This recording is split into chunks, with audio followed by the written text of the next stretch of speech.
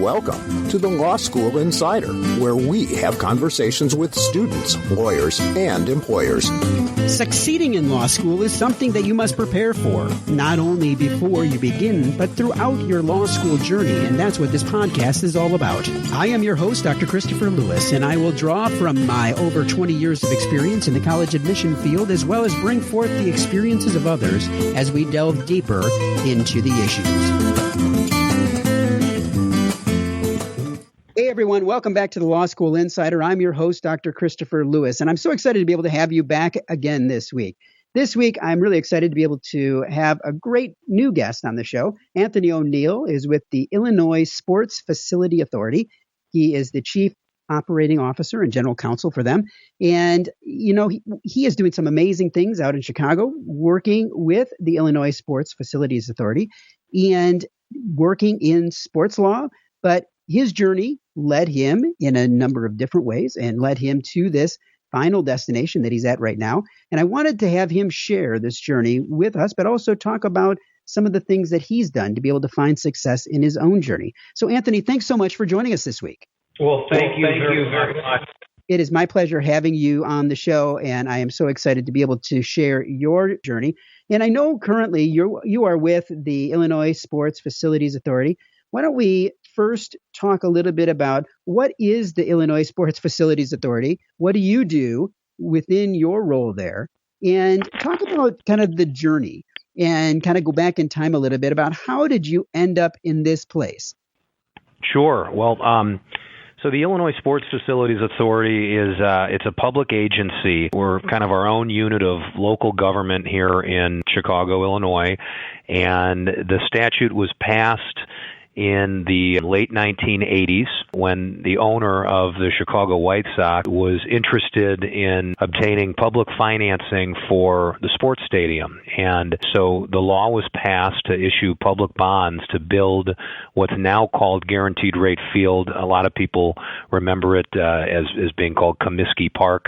We actually did the name change with a new naming rights partner just last summer. But in any event, that's what gave rise to this agency. And over time, other sports facilities were renovated by the use of public funds. And so we, in 2002, issued more bond debt for the renovation of Soldier Field, where the Chicago Bears play. And so we have contractual obligations with both the White Sox and the Bears to maintain these stadiums and to operate them. But I spend the most of my time at the White Sox Stadium, and I'm in charge of all of the financial, marketing, community, contractual negotiations, and different business operations here for our agency. So it sounds like a lot of the work from back in your law school days, probably from those contracts 1 and 2, you deal with a lot these days. That's right. So what I would probably say the majority of my time doing is negotiating entertainment deals. We're now getting into the concert music festival business. And so the vast majority of my time now is developing business relationships with music artists, promoters that we engage to come in and help us, corporate sponsors that are interested in supporting the event and activating sponsorships either inside the ballpark or outside in the parking lots. So a lot of what I do is reading contracts, reviewing them, working with outside counsel so that we get, the right language in the documents and negotiating those deals. Now, thinking back to your law school days, I don't know if sports law or entertainment law was always something that you wanted to do, but if it was, what did you do in law school to prepare yourself for this? And even if it wasn't, what did you do to now prepare yourself well for what you're doing today? So in law school, I always had an interest in sports law. I think we all remember the movie Jerry Maguire, and when I was younger, that movie had an impact on me as a younger person. And so, going through my education from high school, college to law school, I always kind of had that notion of being involved in the sports and entertainment business out there. And what I did to, better prepare myself was I think law school was probably one of the best contributions to where I'm at today, because having a legal degree and knowing how to think like a lawyer can just take you so far in this particular industry. It's an industry that I've found is not necessarily on the business side dominated by a lot of attorneys.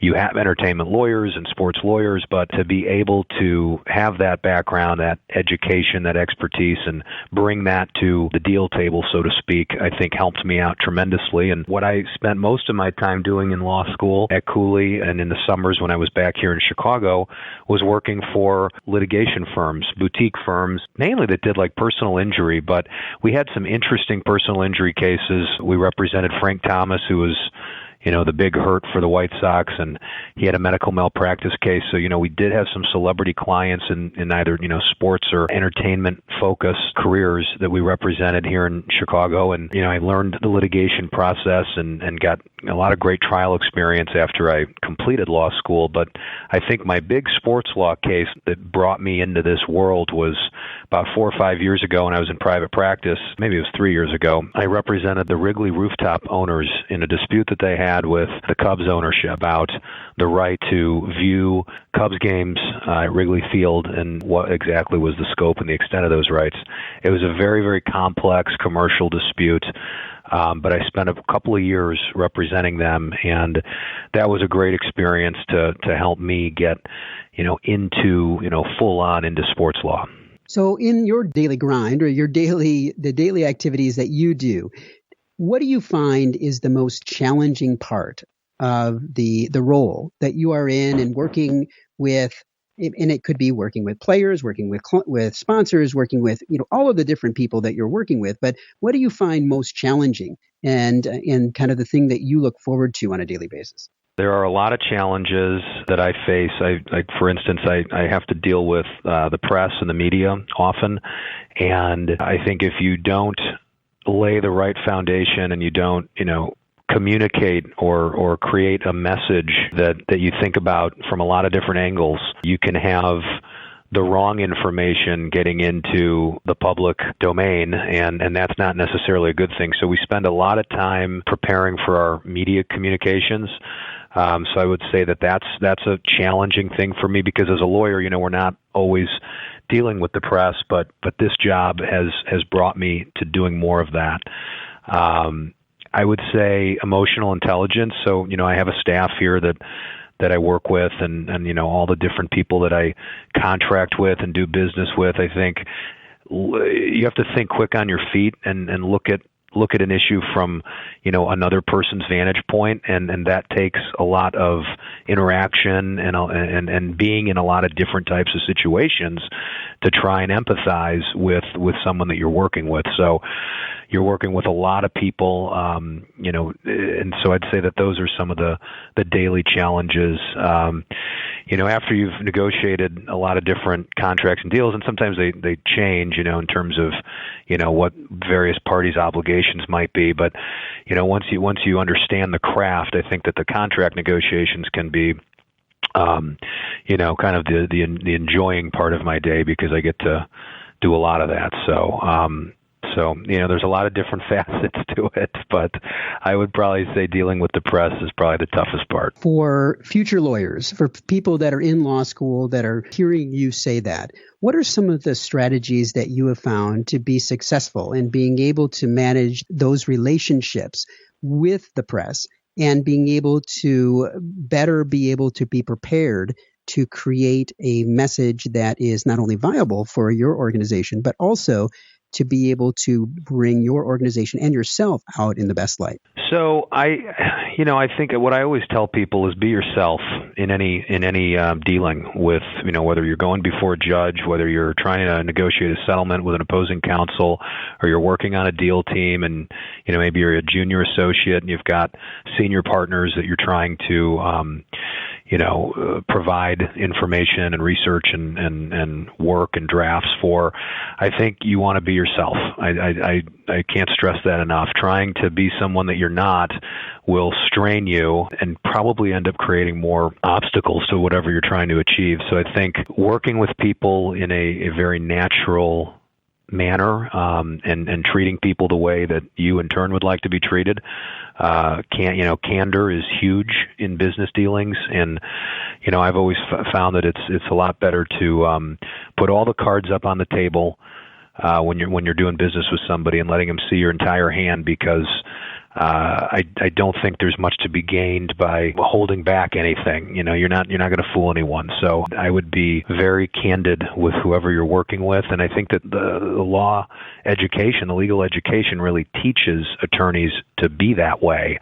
Not everybody is that way. I mean, even some lawyers aren't that way. But I think if you take the time to really, read, study, and analyze what your duties are as an attorney and what you take an oath for, you don't want to lose sight of that. And I think candor towards, a tribunal, a committee, if you're doing legislative advocacy, whatever the case might be, that will carry a student a very long way. Great insights, and I really appreciate you sharing that. Now, one of the things that I always love to do is be able to bring you back in time. And we talked a little bit about your law school experience, but I want to go back in time to that law school experience that you had. And I know you attended Western Michigan University Cooley Law School. And in that experience, I'm sure that there were things in which it prepared you well for what you're doing today. And there's probably some things that you wish you would have done. So as you look back at your law school experience, are there certain things that you wish that you would have accomplished, would have gotten involved in, would have done that would have helped to prepare you better for what you're doing today? Yeah, I think, we don't have crystal balls, but I think if I could have, I didn't have an opportunity to take more sports or entertainment-focused courses, and I'm not sure if that was simply my schedule didn't line up as well with whatever courses were being offered at the time, and I was focused on kind of some different subject matter in that last year when you have more opportunity for elective courses. But, if I could have done it over again, I would have tried to learn more about this area that I'm involved in. I think you can't get enough education or training or research on these subjects. So I would have probably tried to take some of those classes, and I would have focused a lot more on negotiation, because what I've learned is literally every conversation we have, is a negotiation in some way, shape, or form. So negotiation courses, mediation courses, sports entertainment-related legal courses, those are probably classes I would have tried to focus on more when I was in law school. They are great courses, and I have heard other students that have taken them love the experiences that they've had in them. And I know that currently at Western Michigan University Cooley Law School, they even offer a abbreviated mediation course that is offered typically in a very short term and allows for someone to get some amazing experiences in mediation while they're in law school, which is, again, it gives you some practical experiences to be able to prepare you well for doing things similar to what you're doing. So I love that. Now, as you think about other law students that are going to be coming into the career in the future, and let's say a student walks into your office, talks to you, and asks you for some advice, what would the advice be to them to help them to find that success in the career that they are preparing for themselves? Work hard. Work very hard. Study as much as you can. Just because you might not like a certain course, it's going to come back around bar exam time. So even, if you don't like property, for instance, and I just use that term as an example, or that class as an example, but, focus and study and make every day count. Law school is a marathon, not a race, and the practice of law is a marathon, not a race. I would really enmesh myself in all of these courses because, it's going to come back later on a bar exam, and you never know when, for instance, when I was representing the Wrigley Rooftops against the Cubs, I mean, a lot of the legal issues were property-based issues, and you never know when one of those subject matters is going to come back and be a huge part of your focus on whatever the matter might be for your client. But that would be my advice. Well, I truly appreciate you sharing that and sharing all of the resources today that you have. And I know that people that are listening will find this very intriguing. And I am so pleased to be able to talk to you, and I really appreciate your time today. Thank you very much, Dr. Lewis, and it's been a pleasure getting to speak here with you. Well, that was another great guest this week on the Law School Insider. If you have an interest in being a guest on the show, drop me an email at lawschoolinsider@cooley.edu. And thank you all for listening today, and remember, you have the ability and right to take control of your law school's success. I hope you'll continue listening, creating a plan for success that will prepare you to achieve the dreams that you have set for yourself. Talk to you next time. Thanks for listening. You're on your way to being a law school insider. Please subscribe to stay connected and come back again next time as we speak to more students, lawyers, and employers.